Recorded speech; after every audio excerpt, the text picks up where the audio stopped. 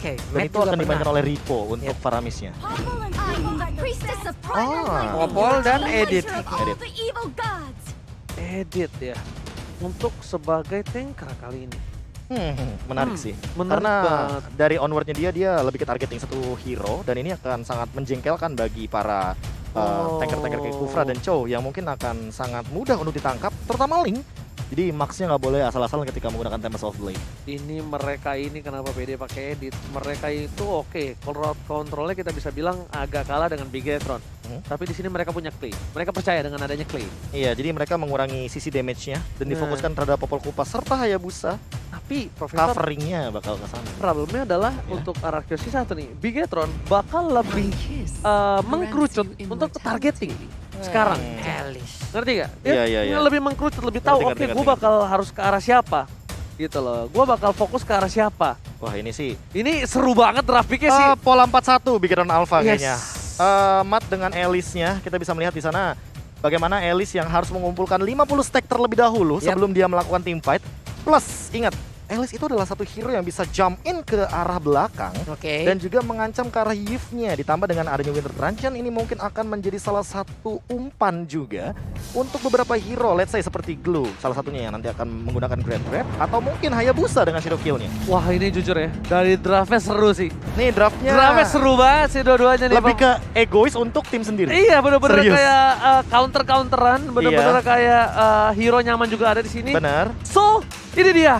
Akankah Bigetron Alpha akan membuktikan kalau mereka bukan kelinci percobaan lagi untuk tim Arceus, ataukah sang raja dari segala raja akan mengamuk setelah ditumbangkan di kemarin hari? So, this is it. Langsung Bigetron Alpha versus Arceus dipandu oleh Kalung Emas. KB. Pulung. Danger Mas. Tipis aja. Iya tipis saja karena kita udah harus mulai benar-benar dapetin momen untuk saat ini. Karena balik lagi, bakal ada di momen KYY dengan hit or miss atau Violence dengan onwardnya dia juga yang hit or miss. Alright. Tapi dilihat di sana, Rainbow datang langsung mencoba di poking damage sedikit. Max is coming.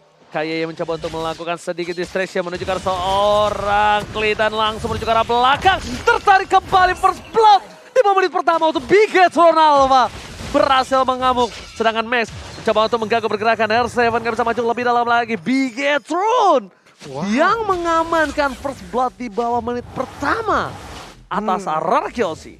First blood. Menjadi sebuah keuntungan, coba lihat dari networknya aja langsung mulai bergerak nih. Ada sekitar 600-an mulai dikejar kembali, tapi Rainbow-nya maju ke bagian depan mencoba untuk mengikat langsung ke arah Violence. Sedikit lagi darah tersisa, Violence pun harus mundur. Dan paling PR-nya Bigetron Alpha hanya untuk membutuhkan satu tough boots. Sehingga sisi power dari Violence mungkin agak sedikit dikurangi. Cuma permasalahan utamanya adalah bagaimana dari Bigetron Alpha menghindari nantinya ketika Clay udah level 4 dan udah punya Esquinoon. Itu yang harusnya mereka pikirkan terlebih dahulu karena balik lagi awal game Chow dengan Glue rotasinya bakal lebih dioptimalkan oleh Chow-nya. Oke, tapi Skylar seperti biasa mencoba untuk melakukan objektif gaming fokus. Ini gameplay Skylar di season yang ke-9. Bukan adu mekanik, bukan untuk melakukan flanking, bukan melakukan pick off dari belakang, tapi objektif yang menjadi utama, Profesor. Iya, bahkan ditempelin banget kayaknya. Ya, bisa dibilang Albert farmingnya ditemenin sama KYY. Sama seperti mungkin yang sering kita lihat juga, tapi untuk saat ini Ripo dia selalu mengamankan bush di bagian tengah. Ini membuat pressure dari Bigetron Alpha mungkin lebih optimal untuk di awal game seperti ini, apalagi dengan Way of Dragon. Gimana Pak Bulung? Nih dengan adanya pergerakan tadi padahal Ripo-nya masih cukup sabar. Padahal di depannya ada beberapa pilihan tadi yang bisa dilakukan. Cuman tidak ada follow up damage di bagian belakang karena tahu Link juga masih melakukan follow up damage terhadap Purple Buff. Yo weh, sabar dulu aja semuanya. Karena Turtle akan menjadi pertaruhan mereka. Akan seperti apa nanti jalan setelah Turtle yang pertama ini mulus kah atau tidak? Wow, tapi nampaknya lihat Turtle nggak mau terlalu terburu-buru didapatkan untuk kedua belah pihak. Lihat Albert kali ini bakal coba untuk ngedistraction. Gak ada flicker untuk seorang Violet. Mencoba di counter dan lihat freestyle dulu bot. Freestyle by TikTok tentunya dilakukan seorang Ripo. Berhasil mendapatkan 1 poin. Tapi R7 berhasil menangkap Rainbow. Keluar dari zona nyaman dan bahkan Rainbow kali ini masih coba untuk struggle. R7 harus turun flicker ke arah belakang. Menyelamatkan diri dan lagi-lagi Bigetron mendapatkan keuntungan.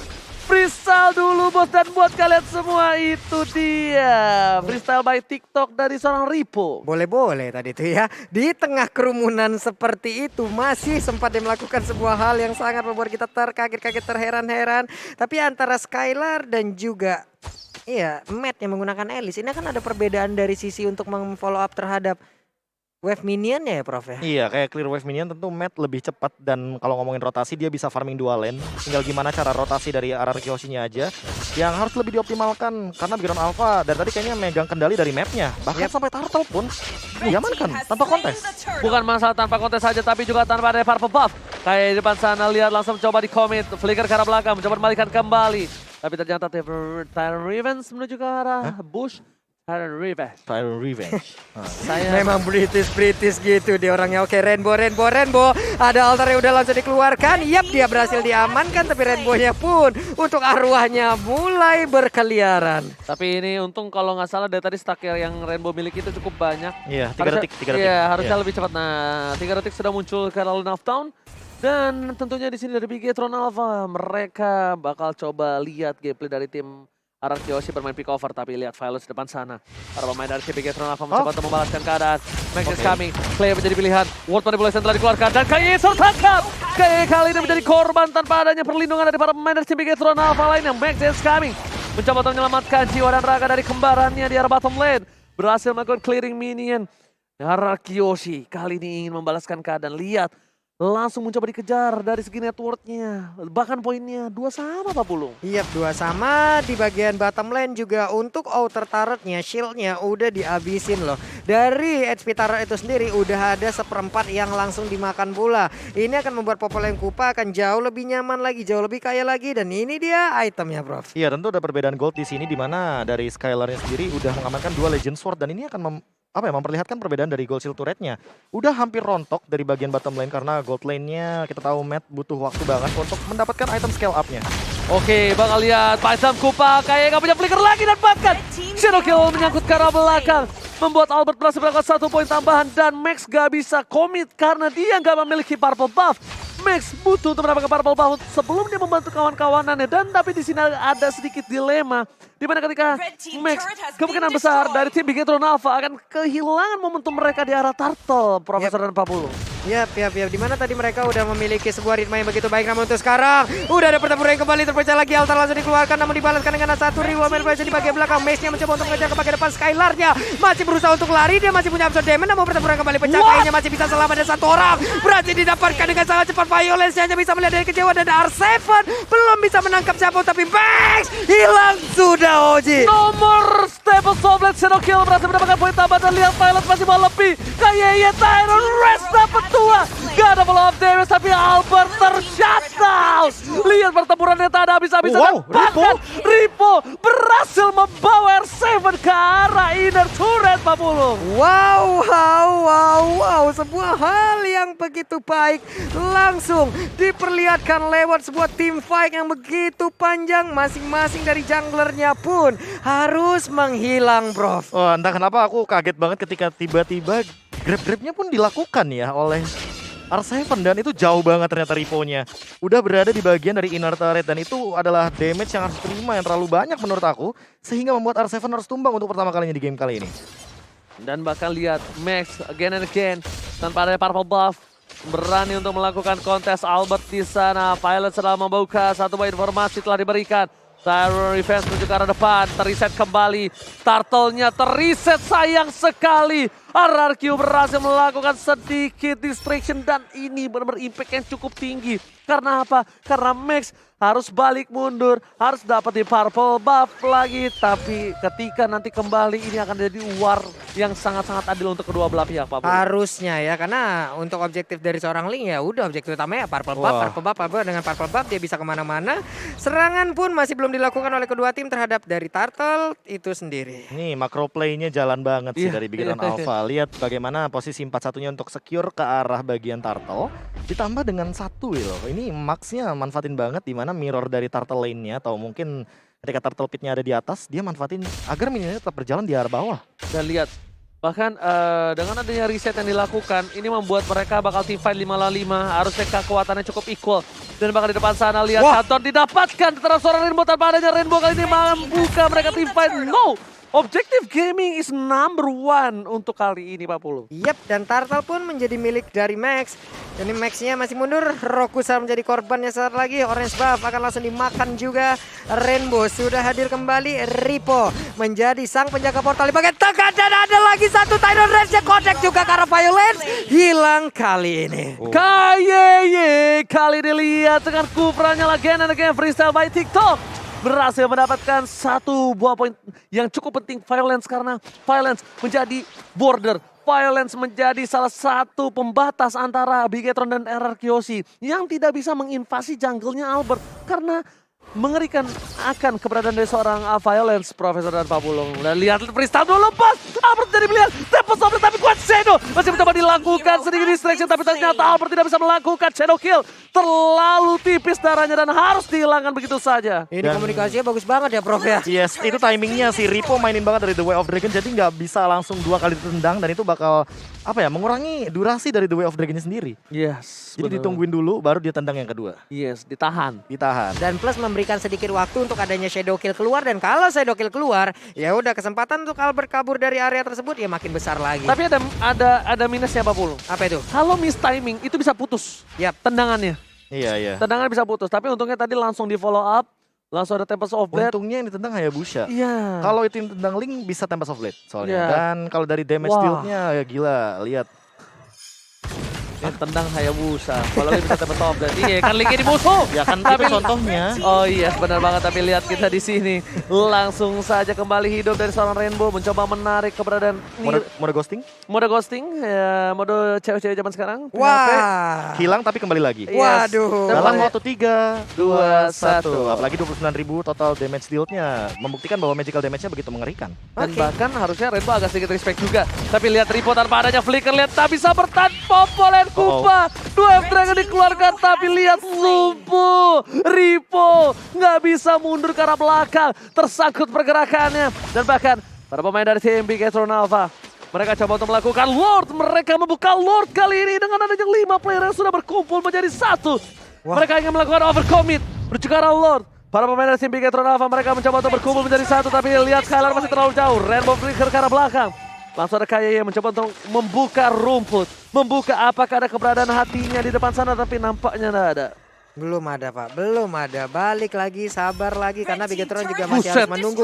Ya memang ya Skylar ya fokusnya memang berbeda. Taret dan paret aja pokoknya.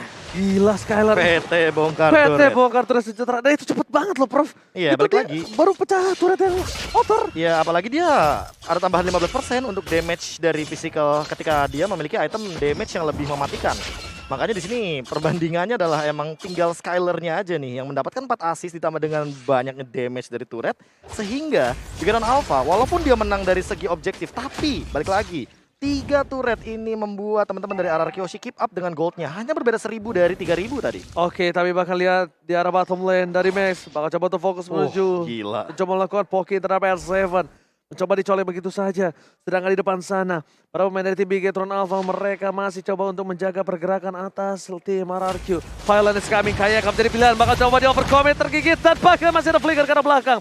Overcommit yang dilakukan tidak berhasil nampaknya untuk tim RRQ.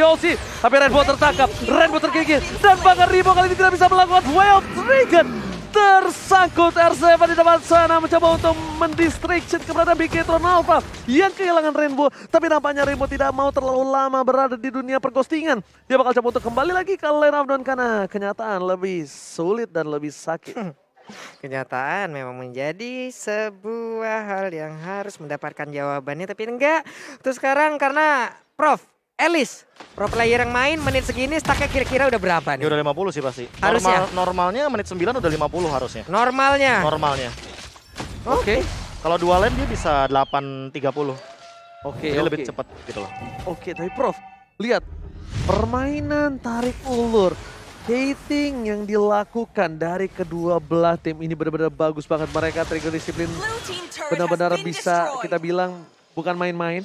Lihat bahkan di depan sana dengan short skill yang banyak. Ripo punya The Way of Dragon tapi tampaknya memilih untuk mundur ke belakang. Lihat damage dari seorang Violence terlalu sakit, bahkan Violence bahkan coba di overcoming. Berhasil didapatkan oleh seorang Matt. Flicker ke arah belakang, Clay, Ward Manipulation. Dan bahkan para pemain dari TP Gatron Alpha mereka terkocar kacir. Pecah terbelah dua. Dan Max di depan sana belum mengeluarkan Tempest of Blade-nya. Albert masih menunggu momentum. Albert masih berada di arah rumput. Albert mencoba untuk melakukan sedikit sneaky dan bakal coba untuk masuk ke arah depan. Shadow Kill telah dikeluarkan. Tyrant Rage kali ini gak berhasil dapatkan. The Way of Dragon, Ripo nyangkut terlalu dalam. Tempest of Blade telah dikeluarkan. Max kali ini tapi ternyata tidak mau tinggal diam. Albert tidak berhasil menangkap dan bahkan shutdown for Clay. Hanya ada 3 orang sekarang, di mana untuk Violence-nya pun sudah kembali respawn. Tadi ada 3 player yang berhasil diamankan juga oleh pemain dari Big Town Alpha. Mereka bermain dengan pick off yang sangat baik, bahkan informasinya berjalan dengan begitu indah. Mereka berhasil mempick off siapapun yang mencoba untuk kabur. Clay sudah selamat di dalam outer turret ataupun di dalam inner turretnya, tetap dikejar habis-habisan, dan ini dia Lordnya, Ji. Gila. Ini benar-benar permainan yang cukup agresif. Cukup berbeda dari Big Gatron Alpha. Dan bakal lihat konsentrat keluarkan. Violence menuju ke belakang, Tempest of Blade telah dikeluarkan. Dapatkan! Kali ini Lordnya diamankan oleh tim Big Gatron. Oh my god, Mid save the day. Dan tidak ada Albert di depan sana untuk melakukan kontes Profesor. What happened Big Gatron Alpha? Agresif sekali untuk match kali ini. Aku melihat ada 2 retribution yang lagi cooldown by the way. Jadi ini benar-benar miss retribution yang terlalu terburu-buru sepertinya. Apalagi dalam keadaan Tempest of Blade. Kalau melihat dari pola permainan yang agresif ya, kenapa ya? Karena Big Gatron Alpha lebih punya damage di sini. Dan lihat bagaimana dari itemnya. Sebanyak ini dari segi damage-nya. Kaye dan Ripo udah tinggal ngebadanin ditambah dengan matnya yang dia udah punya untuk 1 dari Winter Truncheon. Dan ini akan nge-trigger banyak banget karena kalau misalkan dari teman-teman RRQ Hoshi belum ada Winter Truncheon dari Clay-nya. Jadi kita lihat siapa yang tertangkap sesaat lagi. Alright, langsung saja Lord berlengkang bebas di arah top lane. Nampaknya di arah mid lane para pemain dari tim Big Gatron Alpha. Mereka mau mendapatkan turret. Mereka ingin kembali untuk mendapatkan point kill atas seorang Violence. Di overcoming tapi ternyata Redbo tertangkap. Duel Dragon dan keluarga, tapi sekali akan menjadi pilihan Tempest of Blade menuju ke arah belakang. Dan bahkan lihat di sini momen yang didapatkan oleh tim Big Gatron Alpha membuat tim RRQ Hoshi nampaknya bisa melakukan defense karena too much sword skill yang keluar di arah bottom jungle. Yap, nih sama-sama mendapatkan 1 player, namun perbedaannya adalah cooldown yang sangat mencolok di antara kedua player yang berhasil diamankan. Yes, dengan sword skill yang banyak, Prof, mereka tidak bisa melakukan invasi kembali untuk mendapatkan best turret. Ya, tapi setidaknya mereka mendapatkan Skylar sih, karena dari tadi dia belum tershutdown sama sekali dan mereka tuh mau ada gap gold di sini. Yes. Sehingga lihat dari Max-nya, dia kan menggunakan emblem jungle dari awal. Dia menambahkan 5% dari attack speed, kelihatan banget dari attack speed-nya. Dan dia itu menggunakan Demon Slayer di sini yang dari tadi aku selalu melihat bagaimana dia dengan retribution-nya. Kalau ada, dia selalu pencet. Dan inilah dia dari fun fact-nya Grab juga.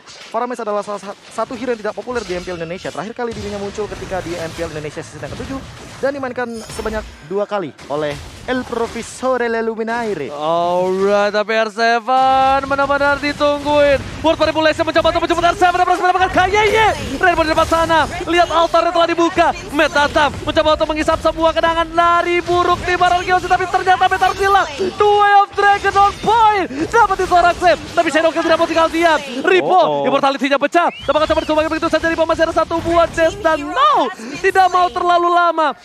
Skylar kali ini lihat udah ada teriakan mau di belakang kita. Ini bencana. Wow, 1 melawan 3. Max seorang diri, di mana energinya oke masih mungkin cukup dengan adanya Purple Bomb yang sudah berada di dalam diri, tapi Skylar mencoba untuk memaksakan, ingin mendapatkan ke arah 1 bestar yang ada di area mid. Balik dengan kuat Shadow, ada Phantom Shuriken, sisa 1 bar. Sama-sama nggak punya skill. Enggak, itu benar-benar beruntung sebenarnya karena Albert benar-benar lagi dalam keadaan beberapa detik doang karena dia punya retribution. Tapi by the way, kita akan melihat instant replay by Samsung Galaxy A series ketika teamfight-nya terjadi. R7 menjadi 1 initiator yang secara terpaksa harus membadani semua teman-teman dari RRQ Hoshi karena dealer damage-nya dari Big Gatron Alpha hampir keseluruhannya tuh all-in ke arah seorang R7 Dan tidak tumbang. 1, Clay save the day. Di situ kalau tidak ada Clay R7 tidak mungkin bisa dijemput. Selalu ini Clay Deden from Bogor save the day. membuat sedikit distraksi di depan sana. KYY mencoba untuk memberikan badannya. R7 lagi-lagi berhasil menangkap seorang KYY. Mencoba di overcopy di depan sana. Kupat telah menggigit. Clay berada di arah belakang. World Manipulation masih ditahan. Albert mendapatkan 1, 2 sudah hilang. Tapi mereka masih berada di dalam mode ghosting. Dan nampaknya di depan sana, Max memilih untuk mundur ke arah belakang bersama dengan saudara kembarnya. Melihat Albert yang mengeluarkan satu Wild Shadow. Kita pakan. Kali ini masih ada Wild Shadow against Clay. Save Albert. And then from Bogor berhasil menyelamatkan Albert dari tumbangnya. Dan bahkan di sini 2 versus everybody. Fokus ke arah base-nya. Nggak boleh apapun terjadi. Immortality pecah. Dan ini bencana. Hierarchy Hoshi akankah di backdoor dan Yes, Skylar lihat. Hierarchy mendapatkan gamenya. Lihat teriakan mau dari Hierarchy Hoshi. Wow. Wow. Teriakannya Pak Pulung. Sampai sini loh Pak. Sampai sini. Sampai sini. Teman-teman, apakah tadi teriakannya bisa kalian dengar di rumah sana? Karena begitu besar suara yang terdengar di MPL Arena ini. Deden from Bogor again Dari draft and pick loh. again. Dari draft pick aku udah bilang, apakah kalian akan melepaskan Yif? Dan itu untuk seorang Clay. Karena aku udah perhatikan untuk beberapa week yang ke belakang, Ya. Clay ini selalu mendapatkan posisi yang benar-benar covering fire banget. Instingnya sih Prof. Kalau bahasa Ranger Mas tembakan peringatan, Iya. itu ada di jiwanya Deden.